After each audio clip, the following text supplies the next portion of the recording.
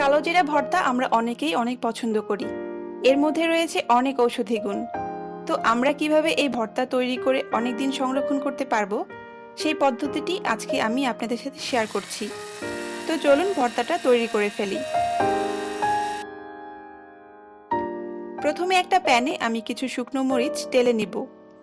কোনো তেল আমি এর মধ্যে দিব না, কারণ কোনো প্রকার তেল ছাড়াই এই ভর্তাটা আমি করব। কালোজিরা যেহেতু তিতা, তাই এই ভর্তা একটু বেশি ঝাল হলে খেতে বেশি ভালো লাগে, তাই মরিচ একটু বেশিই দিলাম। যখন মরিচগুলো একটু ভাজা হয়ে যাবে তখন এর মধ্যে 1/3 কাপ রসুনের কোয়া আমি দিয়ে দিচ্ছি।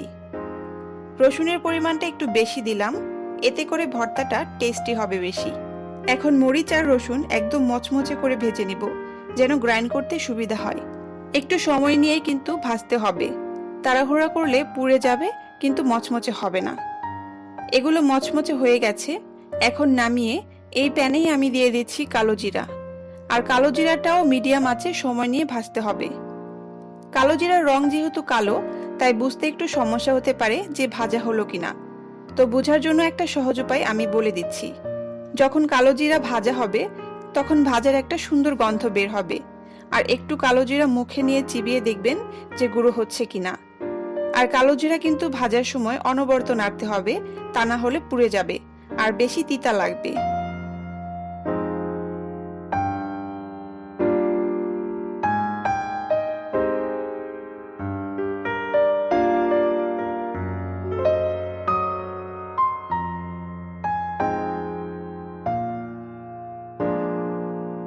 কালোজিরা ভাজা হয়ে গেছে, এগুলো আমি নামিয়ে একটু ঠান্ডা হতে দিব।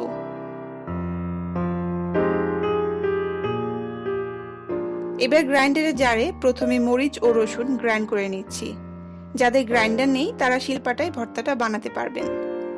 আজকের ভর্তায় আমি কোনো পেঁয়াজ দিচ্ছি না, ভর্তাটা আমি পাউডার রাখবো যাতে অনেক দিন সংরক্ষণ করতে পারি।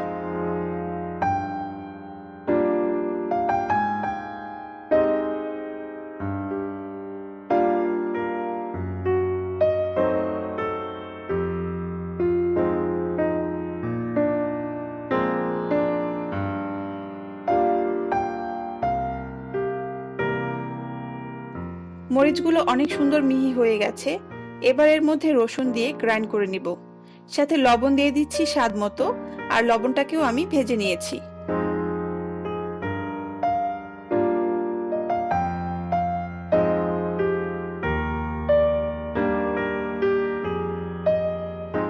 সবশেষে কালোজিরা দিয়ে খুব ভালোভাবে গ্রাইন্ড করে নিচ্ছি।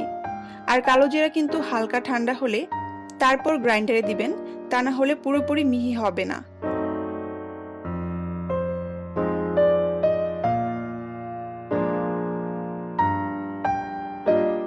এইভাবে ভর্তা বানিয়ে 1 মাস আপনারা ফ্রিজের নরমাল চেম্বারে সংরক্ষণ করতে পারবেন। আশা করি রেসিপিটি আপনাদের ভালো লেগেছে। ভালো লাগলে প্লিজ আমার চ্যানেলটিকে সাবস্ক্রাইব করবেন। ভিডিওটিতে লাইক ও কমেন্ট করতে একদম ভুলবেন না। আজকে এই পর্যন্তই থাক, সবাই ভালো থাকবেন। ভিডিওটি দেখার জন্য আপনাদেরকে অনেক ধন্যবাদ।